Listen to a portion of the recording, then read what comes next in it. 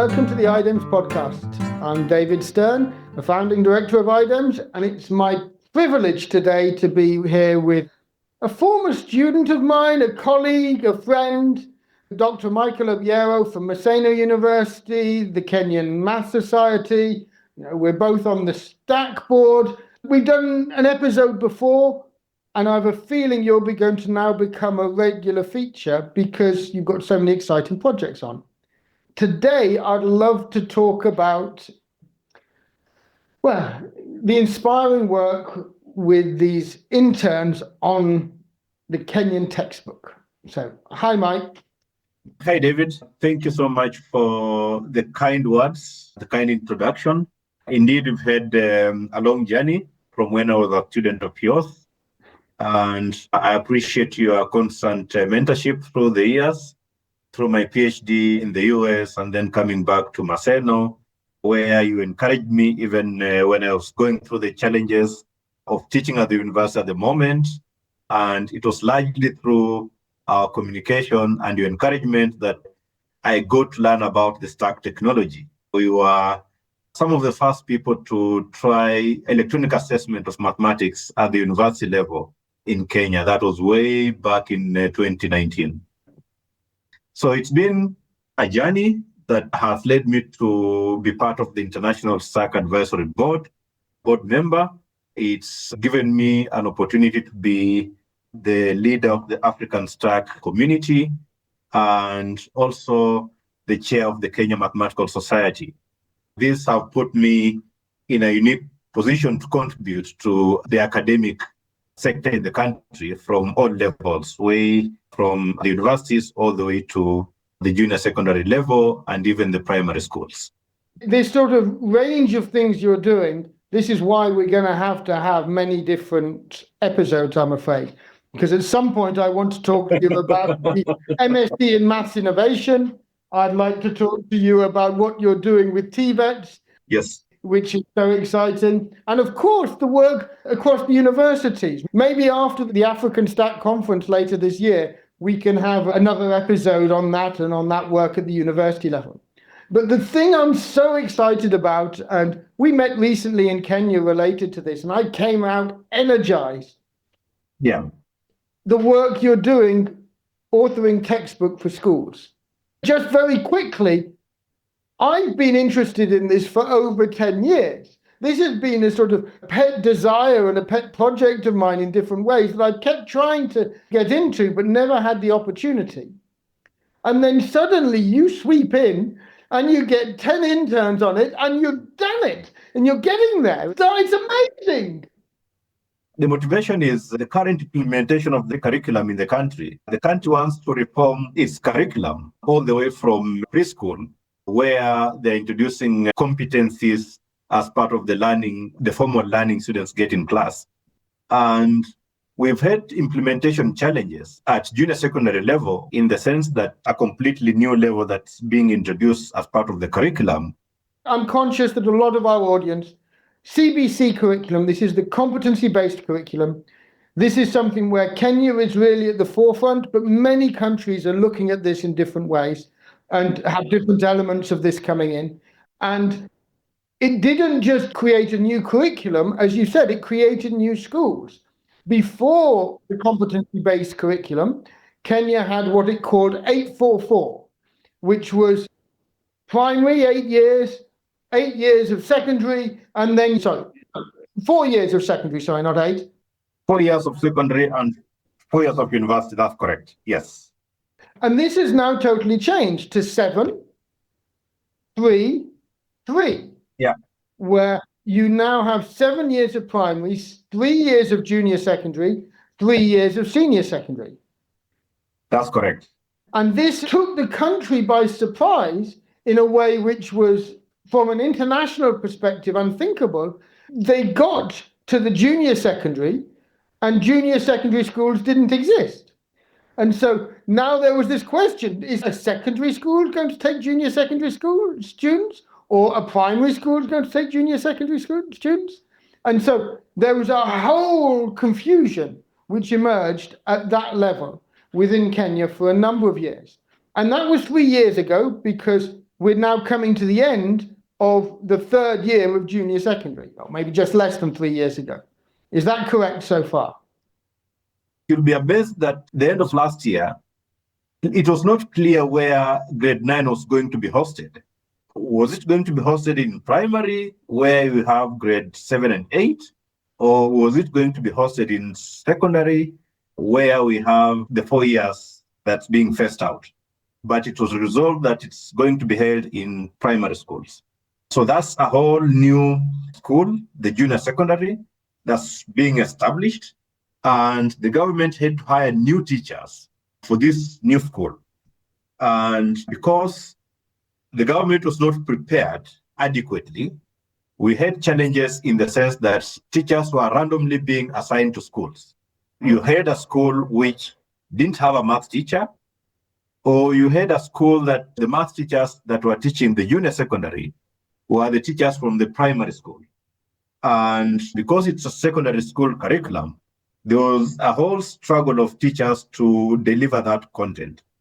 Another motivation is that the textbooks we have currently are not, how do I put this? They don't deliver the content in the way that bring out the competencies that the government wants the students to have. Can I just be clear on this? Yeah. There are established textbook providers who have been creating good textbooks for years. Right.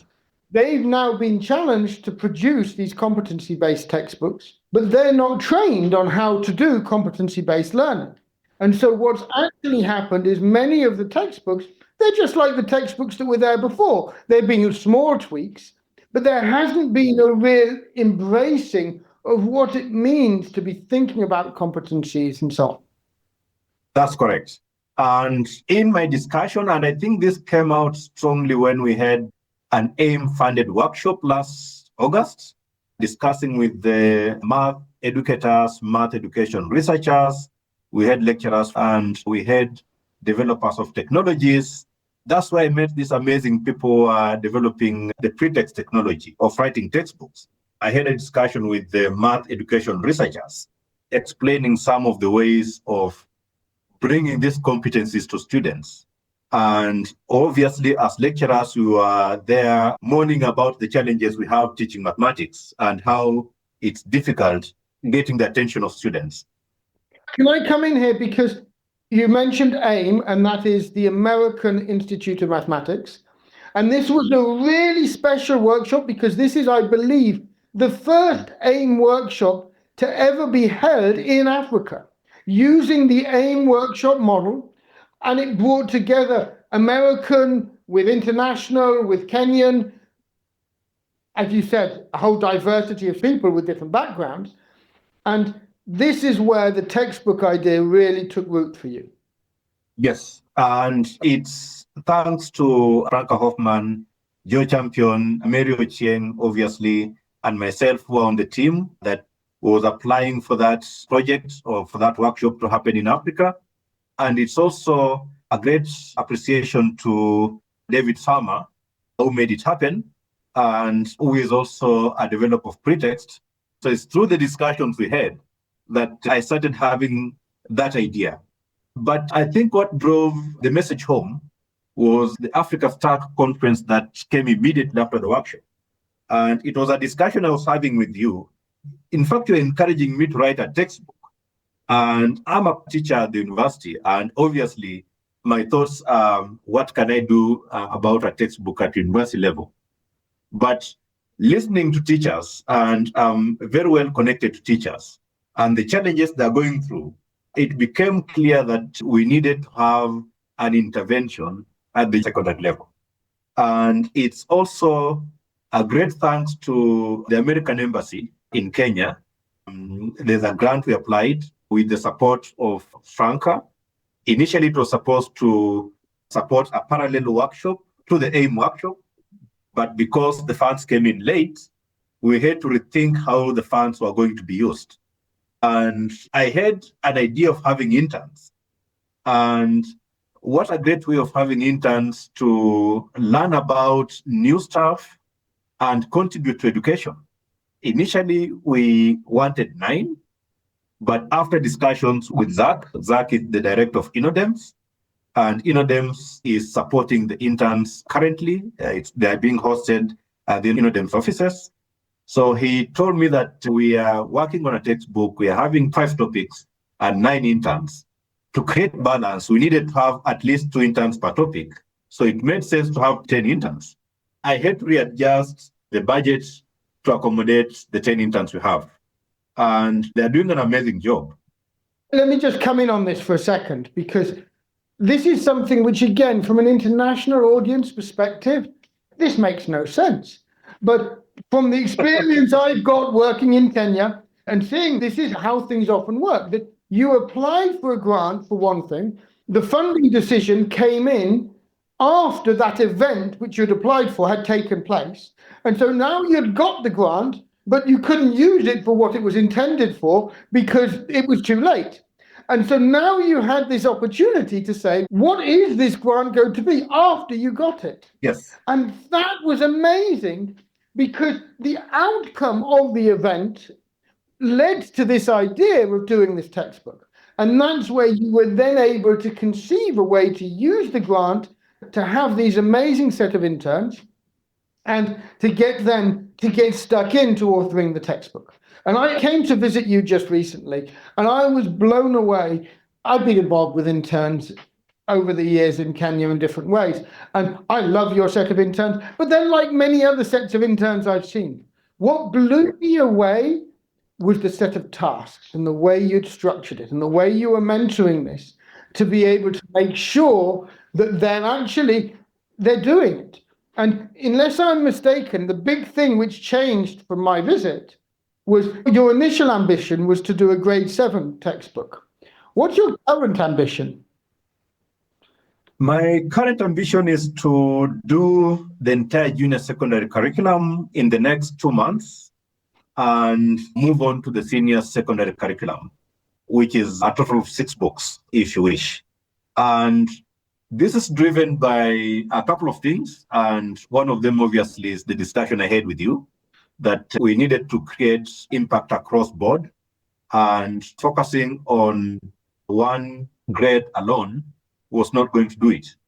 And another reason is that you mentioned that the groups of interns I have, just an amazing group. It's not a coincidence because they were carefully chosen. We took the top performing students from 4 institutions in the country. Unlike other interns we've not had any type of hand-holding with this set of interns. Set them loose. They've had an amazing training from one of the previous interns we had on stack authoring. That's the intern who is currently an employee of InnoDems working on stack work. Then they've had training on web work authoring. That's authoring web work questions from Dr. Robin Cruz, who was also a participant of the AIM workshop. Then they've had training from Professor Oscar Levin on pretext authoring, and he's just an amazing instructor. They've had training from Tiago Bori, of course, of IDEMS. They've had training from Gil Gosang of IDEMS, of course. They keep on getting week-long trainings, and it's just 1 week of a Zoom call from an expert, and they are able to pick the concept pretty quickly. Instead of taking an entire 3 months trainings, these guys, they are training as they are working on the textbook. And once they're done with the grade 7 textbook, which is basically a training exercise, they'll be sufficiently experienced and knowledgeable to move on pretty quickly with the grades 8 and 9. So that's one of the motivations. Let me just check here, because I heard before entering into this call that when you say when they finish with grade 7, isn't that basically where they are now? So they are basically done with the book. The only thing left is the stack assessment questions. And that's left because we still have to sort out the integration of stack in pretext. Again, our listeners may not see the significance of this. You're not just using the tools, you're forcing the development of the tools to enable your use case. This is great. These are open source tools. Right. Pretext is widely used, stack is widely used, and so on. but they're not integrated at the moment. And on the back of the AIM workshop and of your needs, this is pushing forward, and it's likely this integration is going to happen. Your technology is being developed to enable you to do this. Yes, and it was a huge discussion. It was part of the discussion during the AIM workshop, that how can we make different platforms operate in harmony if there's need. And what's happening here is that we have a need of having stuck questions. I mean, WebWork works quite well in pretext, but there are aspects of questions that WebWork cannot do in the same way. And that's why we need stuck questions. So we are not really forcing, but strongly convincing. You don't have the power to force. You're just convincing, as you say, you're influencing. Yes. The developer of Stack is a friend of mine, Chris Sangwin, is a great friend. His interest is to see the technology used across board, and for anyone who wants to use it, he's happy to support. And so he's been very supportive of the initiatives we have in Africa. I should come in here and also just clarify that this is also Sal and Georg, who are part of the IDEMS team, are part of making this happen as well.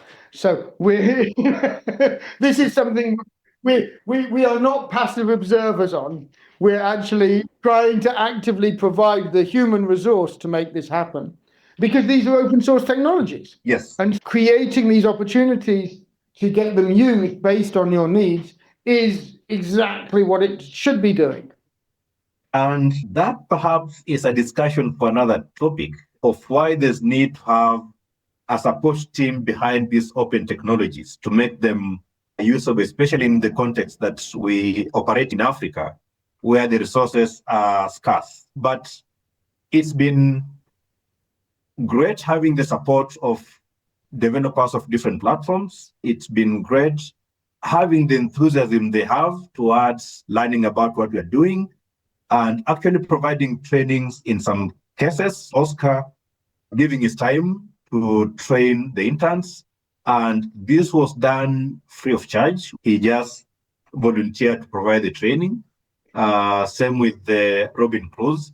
So it's been extremely humbling having people who are extremely knowledgeable and experts in their own right, volunteering their time and services to support us. We could not have managed, we don't have funding for that.